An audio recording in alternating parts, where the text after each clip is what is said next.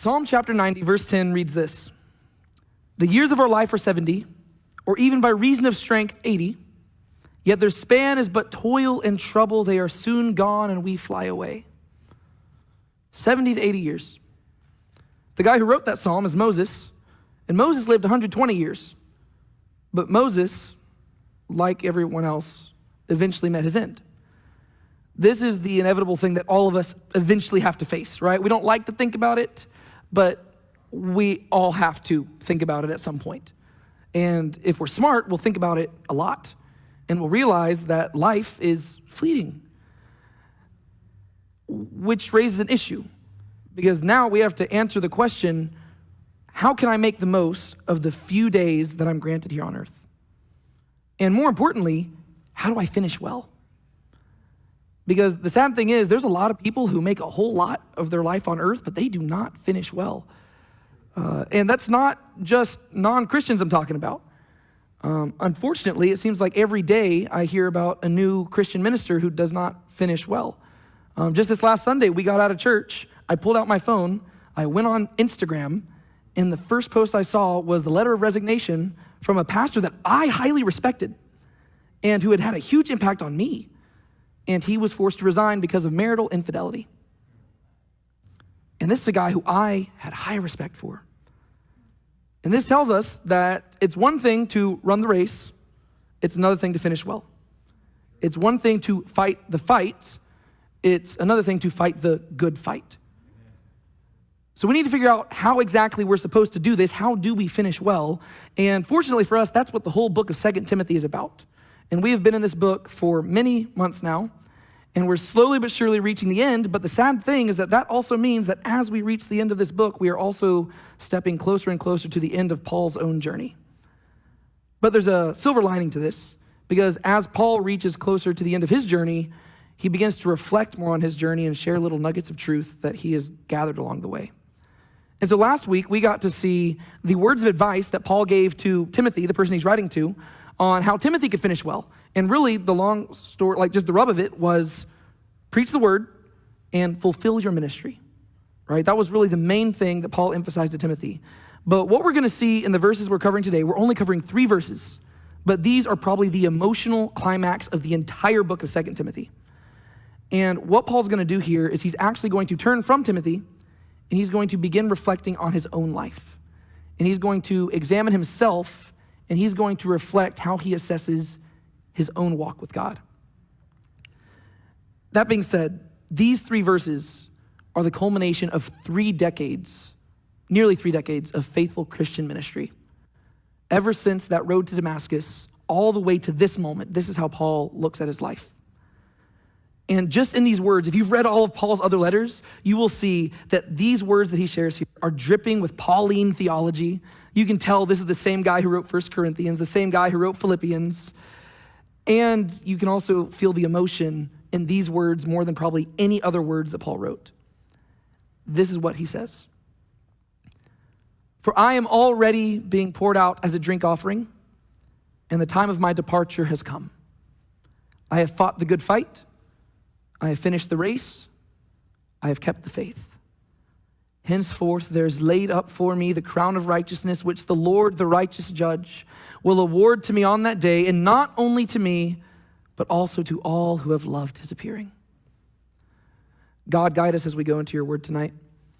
As we reflect on the life of this man who lived so faithfully before you, I pray that we won't simply learn about Paul, but we'll learn what it was about Paul that made him so faithful, and that it will inspire us to go out and live faithful lives like that, God. We love you, God. May your Spirit be present with us as we go into your word tonight. May it not be me speaking, but may you speak through me. And may you open the ears of every person in this room, including my own. We love you, God. We praise you. It's in your name we pray. Amen. The way Paul starts off is, he was just talking to Timothy. He said, fulfill your ministry. And then now this is where Paul makes that transition, right? He's in the final stretch. He begins to reflect on his own life, and he turns from Timothy and he begins to talk about his own walk with God. And the first thing he says, and this is hard to get through, honestly, just because if you've read Paul's stuff and you see what a powerhouse of the faith he is, you know how impactful these words are. He says, "For I am already being poured out as a drink offering, and the time of my departure has come." The imagery of a drink offering. You got to be a little bit familiar with the Old Testament to know exactly what Paul's going for. But you got to remember, Paul is a Hebrew through and through, right? This is a guy, he was the Hebrew of Hebrews. He grew up at the feet of Gamaliel, right? One of the leading rabbis. This is a guy who knew his Old Testament theology forwards and backwards, and he knew what it meant to worship God. And you cannot worship God without an offering. One of the offerings that the Jewish people were allowed to give to God was not an offering of lambs or goats or things like that, but you were able to offer a drink offering. And it was more an offering of gratitude. And what they would do is they would literally take a cup of wine and they would pour it out for God. When Paul says that he is being poured out as a drink offering, he's not talking about wine. He's talking about blood, right? Paul's blood is the wine of his offering. And as he reaches the end of his life, he says, "My life has been a drink offering for God, and I am being poured out." Actually, no, that's not what he says. He doesn't say, "I am being poured out." He says, "I am already being poured out." This is a guy who knows he's at the end, right? This is a guy who has been pouring himself out since day one, and now he realizes that his cup is almost empty. But you don't get any imagery of regret here. And that's because Paul viewed his ministry like this. It's supposed to be a sacrifice. If you go to one of Paul's earliest letters, Romans, like the letter to Romans, if you just know the structure of the book of Romans, chapters 1 through 11 are primarily theology, and then chapters 12 through 16 are application, right? So chapters 1 through 11 is where he really breaks down the theology of the gospel. Chapter 12 is the hinging point where he begins to say, all right, so what do we do now that we've heard the gospel? These are the first two verses of Romans chapter 12. "I appeal to you, therefore, brothers, by the mercies of God, to present your bodies as," get this, "a living sacrifice, holy and acceptable to God, which is your spiritual worship. Do not be conformed to this world, but be transformed by the renewal of your mind, that by testing you may discern what is the will of God, what is good and acceptable and perfect." Whenever Paul writes to the Romans, he says, guys, now that you've heard the gospel, here's the first thing you need to do. Offer yourself as a living sacrifice. Whenever he talks about a sacrifice, you have to carry the imagery with you. Whenever a Jew offered a sacrifice in the temple, they brought the animal in, and the animal was killed as an act of worship. Whenever he says living sacrifice, he means the same thing that Jesus said whenever he said, pick up your cross and follow. We like to water it down. Paul meant it literally. Every day you wake up and you offer yourself at the altar of sacrifice for God. And whenever he wrote it to the Romans, he wasn't simply talking to them. He only asked them to do it because he was willing to do it himself. Living sacrifice, day after day after day, pouring himself out. And whenever you read the book of Acts, and whenever you read Paul's epistles, that's the picture you get. This is a guy who was willing to lay himself entirely down for the gospel. But that's not the only place we hear about that. If you go to Philippians, that's another book that Paul's writing from prison. And in Philippians chapter 2, he says, even if I am to be poured out as a drink offering upon the sacrificial offering of your faith, I am glad and rejoice with you all. Paul's writing to the Philippians, and if you know the context of Philippians, he's in prison, but he doesn't think he's going to die. In chapter 1, he says, well, even if I do die, to live is Christ, to die is gain. But he doesn't think he's going to die. But right here in chapter 2, he's telling the Philippians, you know what?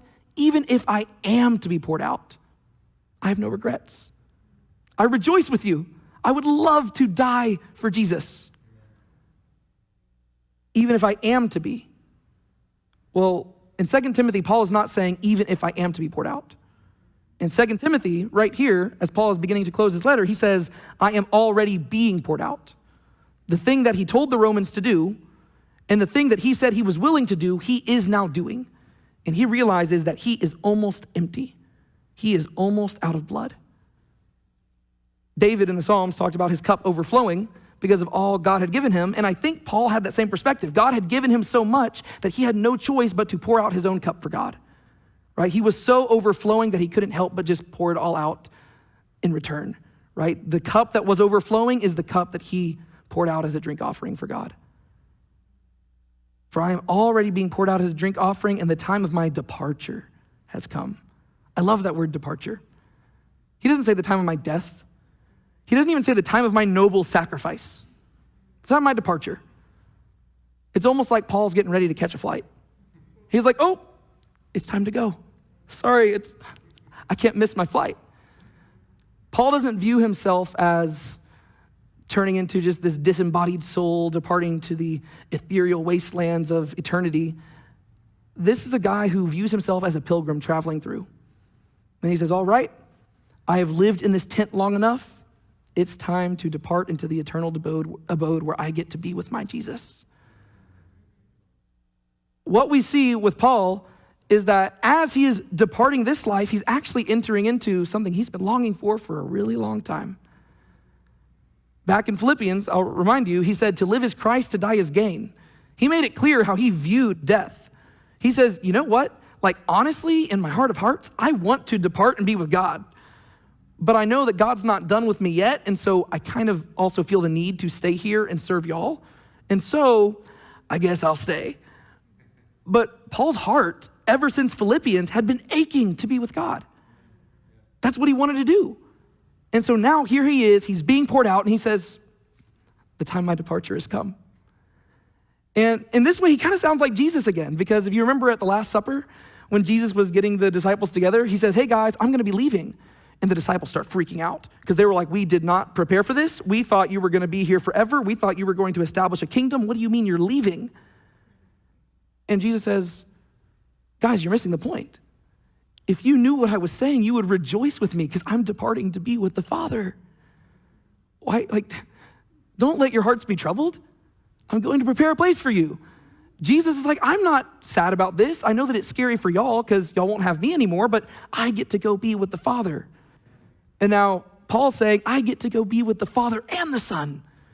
The person who died for me, I now get to die for, and I get to go be with him. Paul has no regrets. He says, here I am. I'm being poured out. The plane's about to leave. I better not miss it. I've missed it a few times already, and I'm not missing it this time. Which then leads us to verse 7. Probably one of my favorite verses in the entire Bible. I say that a lot, though. I catch myself saying that like every verse of the Bible is my favorite, which it kind of takes away from giving it the compliment, but I don't know. Just take me on my word this time. Verse 7, I have fought the good fight. I have finished the race. I have kept the faith. To be fair, I think the reason why I like this verse so much is because it appeals to me on a very extreme level because Paul just referenced all the sports that I did growing up. Growing up, I was a martial artist, and even to this day, I'm a very big fan of running. And I guess it kind of helps that these are really the only two sports that we still do nowadays that were around back when Paul was doing it. So it just kind of works out that it happens to be some of the most ancient sports. You know, I mean, it'd be really surprising if he mentioned baseball, given that baseball hadn't been invented yet. But I'm sure if it had, he probably would have made some sort of parallel. But I've always liked this because as a person who grew up in martial arts and who learned like fighting and stuff like that and who has spent a good amount of time getting punched in the face in a ring, I'm like, I get the metaphor he's going for there. And as a person who has spent countless hours running and having my knees start aching as I just navigate neighborhoods and just run through all the streets because I'm getting bored running the same path, I also kind of get what he's going for with the whole running thing too. And so I really like these verses because I'm like, I get it. Unfortunately, the imagery of fighting and running doesn't really work with the whole prosperity theology thing that you hear people talk about in a lot of churches. Because if you didn't know it, fighting and running are not usually the funnest things to do in the world. Because fighting involves getting kicked and punched and getting bloody and bruised, and running involves willingly going out to tire yourself out all for the sake of health, right? And so they're not exactly the most exciting things to do, but Paul uses those as imagery to convey something about the Christian faith. And in fact, this is not the first time that he's done this. Throughout his whole ministry, Paul has used this imagery to talk about the Christian faith. That's what I'm saying when I say these verses really do feel like the culmination of Paul's ministry, because all the things he's used to describe the Christian walk throughout his life, he's now like putting into 3 verses right here. If you go back to 1 Corinthians chapter 9, this is a verse that I used to quote out of context all the time before I ran a race. I don't do that now anymore. And I got onto my cross-country runners for doing it this past season. 1 Corinthians chapter 9, this is what Paul says. Do you not know that in a race all runners run, but only one receives the prize. So run that you may obtain it. Every athlete exercises self-control in all things. They do it to receive a perishable wreath, but we an imperishable wreath. So I do not run aimlessly. I do not box as one beating the air, but I discipline my body and keep it under control, lest after preaching to others, I myself should be disqualified. Well, there Paul explains what he's meaning by the whole running and boxing imagery. It's about self-discipline. It's about self-control. And as Paul looks back on his life, he says, I have been self-controlled. I have been disciplined. As he reaches the end of his life, he says, I didn't give in. And you can see why he brings this up to Timothy, because he's been encouraging Timothy to not give in, which would then lead to the application for us, which would be that we also need to learn to be self-controlled and disciplined and not give in. But in fact, this isn't even the first time he's used this imagery with Timothy. If you go back to 1 Timothy chapter 1, he says, this charge I entrust to you, Timothy, my child, in accordance with the prophecies previously made about you, that by them you may wage the good warfare. In some translations, that you may fight the good fight, holding faith and a good conscience. So in his last letter to Timothy, he said, I want you to fight the good fight and keep the faith. And then if you go to the end of 1 Timothy chapter 6, verses 11 and 12, he says, pursue righteousness, godliness, faith, love, steadfastness, gentleness. Fight the good fight of the faith. Take hold of the eternal life to which you were called and about which you made the good confession in the presence of many witnesses. So this isn't even the first time that Paul's mentioned this stuff to Timothy. This is apparently how Paul and Timothy regularly talk to each other. Who knows? Maybe Timothy had a background in running and boxing too. I have no idea. But apparently this is how Paul and Timothy talked. Whenever they talked about the Christian life, they talked about fighting and running. And back in 1 Timothy, he said, Timothy, I need you to fight the good fight. I need you to finish the race. I need you to keep the faith.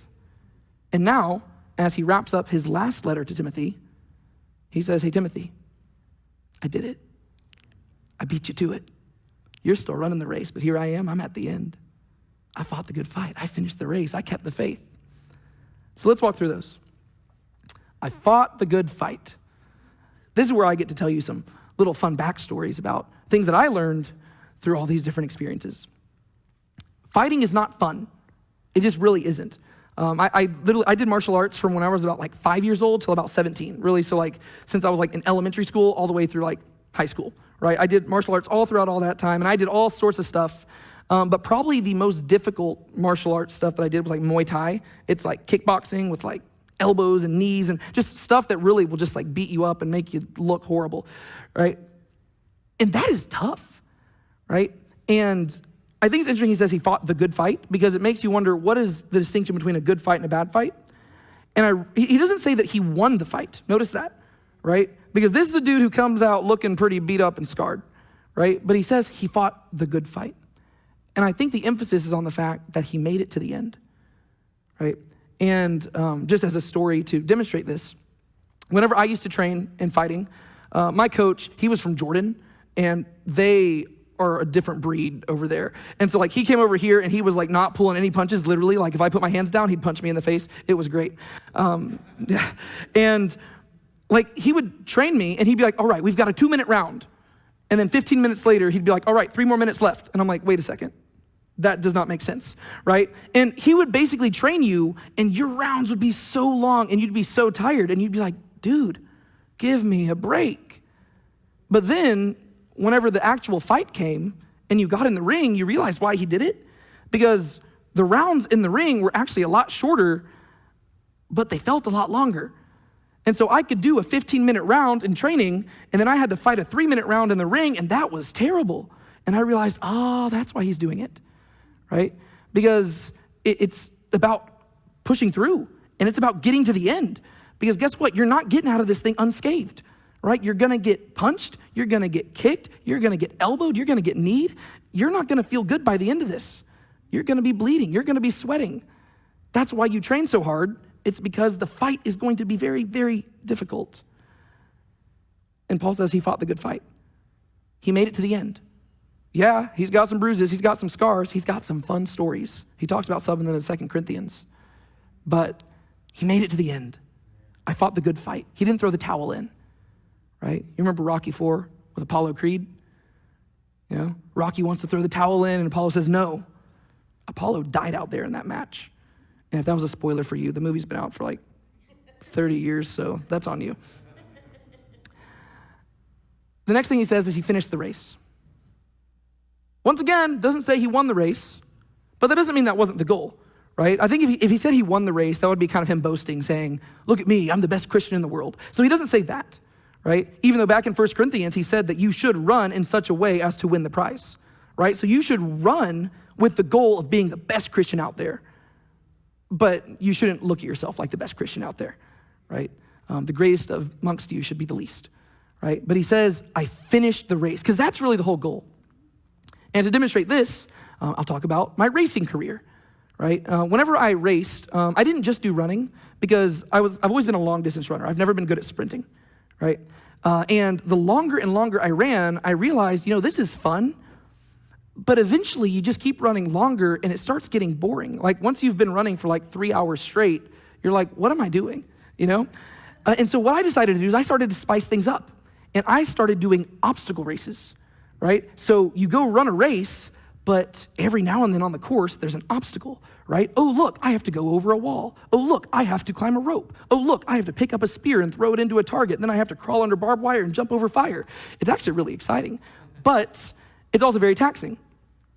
And my favorite races were these races where all the obstacles were mandatory, right? There were some races where, if you couldn't do the obstacle, you would just do like a penalty and then move on. But my favorite ones were the ones where there was no skipping the obstacles. And what they did is they gave you these wristbands, right? And you put this wristband on your wrist, and this was the sign that you were at the starting line and in the competitive heat, right? I used to travel around like all over doing these things. And what they would do is you were allowed to try the obstacle as many times as you wanted. But the more you tried it, the more tired you got. And eventually, you might get to the point where you literally could not do it. And so then you have to humble yourself, walk over, reach out your arm, and they would cut the band off of you. And so to finish this with these bands, that was the victory. It wasn't about coming in first, it was about finishing with the band. It was about finishing the race. That was the goal. There were times where you would have 300 people at the starting line and only 20 people would finish with the band. You might come in 19th place, but you know what? Whatever. I finished the race.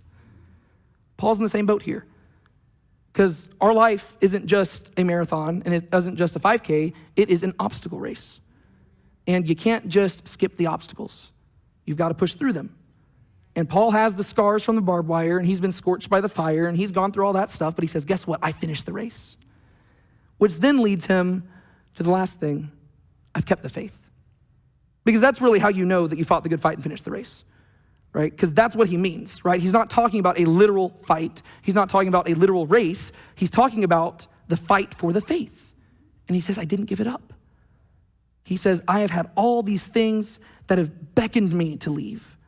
They have been tempting me in every direction to back off my ministry, to not take Jesus as seriously, to distract me this way, to distract me that way. But he says, I pushed through. Kind of like King David, he didn't turn left or right. We were actually talking about this with my Bible study group last night. The Bible has a very positive view of King David, which is very interesting because King David was a failure on many accounts. But when the Bible looks back on him, it doesn't just view him as a failure, because the thing is, God isn't expecting perfection. What he wants is faithfulness. And the good thing about David is that even whenever he was not being totally focused on God, he never abandoned and turned left or right and went to one of the other gods. And so whenever the Bible looks back on David, it says, David never looked left or right. There might have been times where he had his eyes closed and he was doing whatever he wanted to do, but he never strayed off the path. That's what Paul's saying. I kept the faith. Ever since that Damascus Road incident, there was no turning back. And he says, here I am. I'm at the end. I've kept the faith. Which then leads him to verse 8.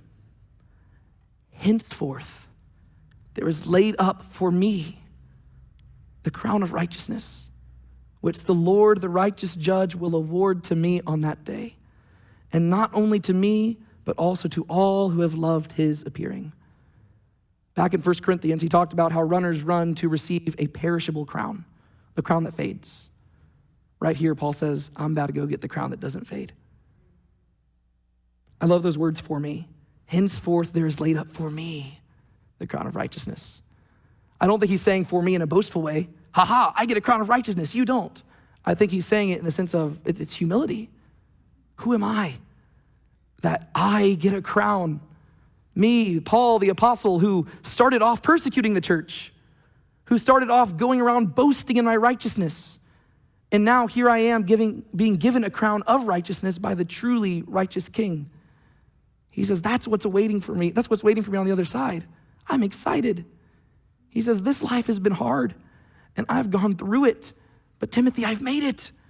I'm at the end. Here it is. It's right on the other side.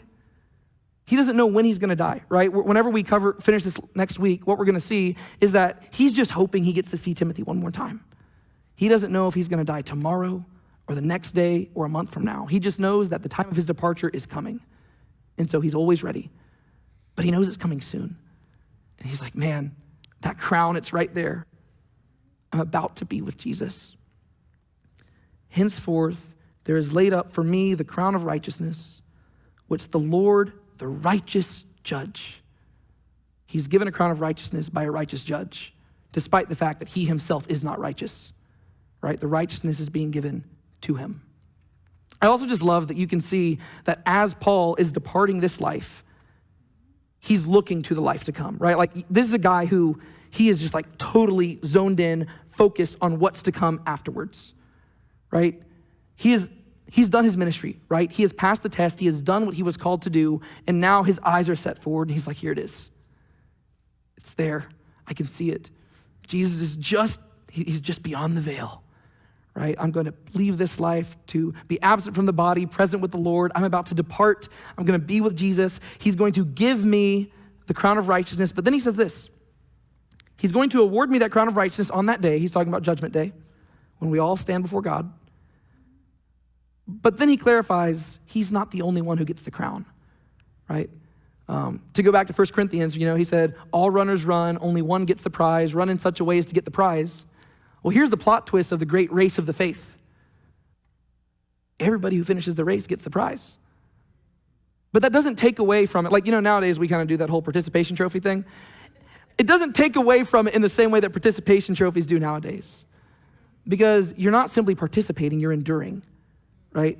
It's the same way that ending with one of these bands isn't just a participation trophy, right? Because there's a lot of people who won't get them, but everybody who endures to the end, and everybody who pushes through, and everybody who fights the good fight and finishes the race, those are the ones who get it. And so it's not just the first place winner who gets the prize, because in heaven, it's not like everybody in heaven's going to be like, wow, look at that guy. He got the crown. He was the best of us. No, because Jesus is the best of us. The righteous judge is the best of us, and he's the one distributing the crowns. And then we're probably just going to take him off and put him before his feet because we're like, we're not worthy. Only you are worthy. But Paul says, this isn't only for me, but it's also for those who, and I love how he classifies Christians here. Because he's speaking of Christians, but notice what he calls them. It's for all who have loved his appearing. I don't think that he's simply talking about when Jesus appeared before men during his first advent, right? What we're about to celebrate at Christmas time, whenever Jesus was born of a virgin and stuff like that. I don't think that's the appearing that Paul is talking about, even though that is something that obviously we are supposed to love. I think that what Paul is talking about here is that he's classifying Christians as the people who have loved the future appearing of Christ. And you might ask, well, how can we love the appearing if we haven't seen it yet? By faith. Right? That's the only way you're going to end up in his presence. It's because of your faith, right? That's what we're placing our faith in.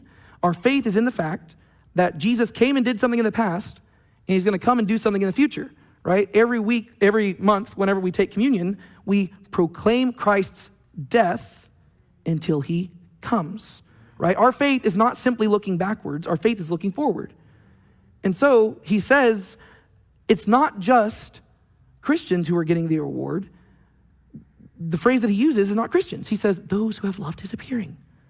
Because that's what a Christian is. A Christian is a person who cries out the word Maranatha. The word Maranatha is an Aramaic phrase. I think it's in 1 Corinthians that Paul actually uses it. It just means, come, Lord. You see a Greek version of it at the end of Revelation, the very end of the book, where John is crying out, come, Lord Jesus. Come, Lord Jesus. But it's not just in 1 Corinthians and Revelation that you see this cry. This is the cry of the entire book of the Bible, like the whole story of the Bible. Starting in Genesis, whenever man first sins, and God promises that there is going to be a seed born of woman to crush the serpent. Going forward, what is the cry of humanity? Come, Lord. Come, Lord. Whenever Cain kills Abel, and you realize that the Messiah is not coming anytime soon, come, Lord. Come, Lord. As you read through all this, you get to the amazing King David, and you're like, this guy is amazing, a man after God's own heart. And then he goes and sleeps with Bathsheba and ruins his reputation. Come, Lord. Come, Lord. You get to Solomon, David's son. He builds the temple. He dedicates it. And then he starts multiplying wives and multiplying money and multiplying horses, all the things that God told kings not to do. And then all of a sudden, the kingdom is split into two, and you're like, oh, no. Come, Lord. Come, Lord. Right? The whole story of the Bible is of people living by faith and anticipating the appearing of the Lord. That's what Paul's talking about. Paul says, I'm not the only one who is going to receive the crown, Timothy. It's everybody who loves his appearing. Everybody who says, Maranatha, everybody who cries out and says, Lord, come to us, be with your bride, bring us to you. That is what we cry out. And so, when it comes to application here, I'm going to go to the book of Hebrews. People don't know who wrote Hebrews. Some people like to suggest it's Paul. I don't know whether that's right or not, but for the sake of tonight, we're going to act like it is because it fits my point. Hebrews chapter 12 says this, therefore, since we are surrounded by so great a cloud of witnesses, let us also lay aside every weight and sin which clings so closely, and let us run with endurance the race that is set before us, looking to Jesus, the founder and perfecter of our faith, who for the joy that was set before him endured the cross, despising the shame, and is seated at the right hand of the throne of God. So how is it that we finish well? By loving his appearing, by doing what Paul did. Fight the good fight, finish the race, keep the faith. That's what we're called to do. And now to close us out tonight, I would like to do something a little bit different. And if you don't mind, I would like to actually go up there and I'd like to lead us in a song. And you don't have to sing the song with us. If anything, you can just listen to it. But the whole point of this song is it is sung from the perspective of the Apostle Paul. And is this on? Can y'all hear me? All right. So this song is sung from the perspective of the Apostle Paul. And I want you to imagine it from his perspective, right? This is a guy who has gone through some crazy stuff, and he's reached the end. He's reflecting on his life, and I think we could learn a lot from it.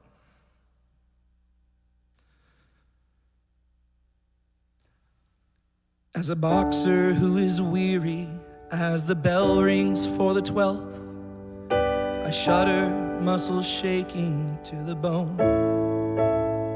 I haven't thrown the towel in, though it's cost me all my health. Now the only thing I want is to go home. But I stagger to the center and I raise my arms again. I think I've got enough for one more round. And if my body fails me now and I expire in the mist, then with the fight still in my eyes, I'll hit the ground. Yes, I fought the good fight. Yes, I fought the good fight. Yes, I fought the good fight. Help me finish well.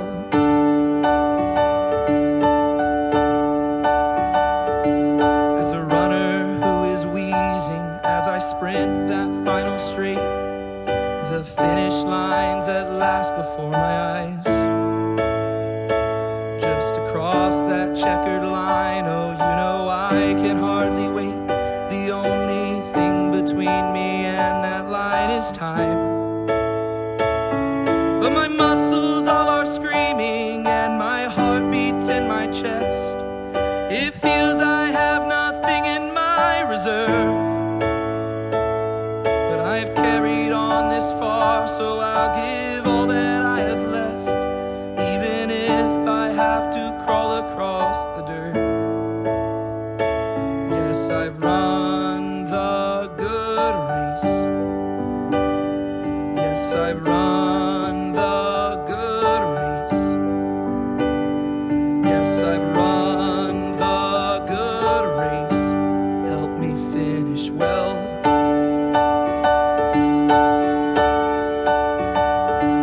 As a pilgrim who is going to the place he's meant to be, I stagger, head held high along the road. The chains securely bind me as I walk where soldiers lead, wincing at cuts and bruises new and old. But I have no reservations, no regrets for all I've done, though they treat me as a criminal and clown. And with a smile on my eyes, I set my gaze upon the sun, even as I see that sword come swinging down. Yes, I've kept the faith. Yes, I've kept the faith. Yes, I've kept the faith, and I finished well.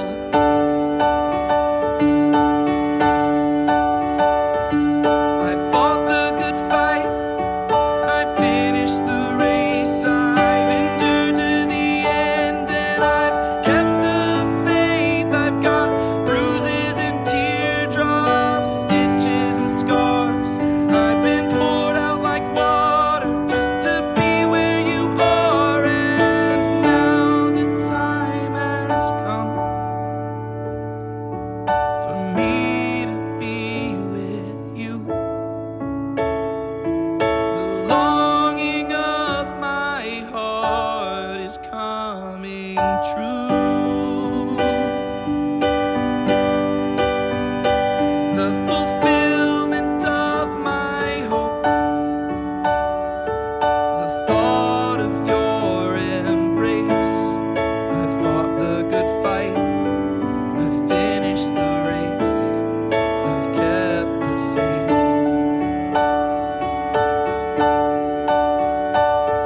And now the time has come for me to be with you. The longing of my heart is coming true. The fulfillment of my hope, the thought of your embrace. I fought the good fight, I finished the race, I've kept the faith.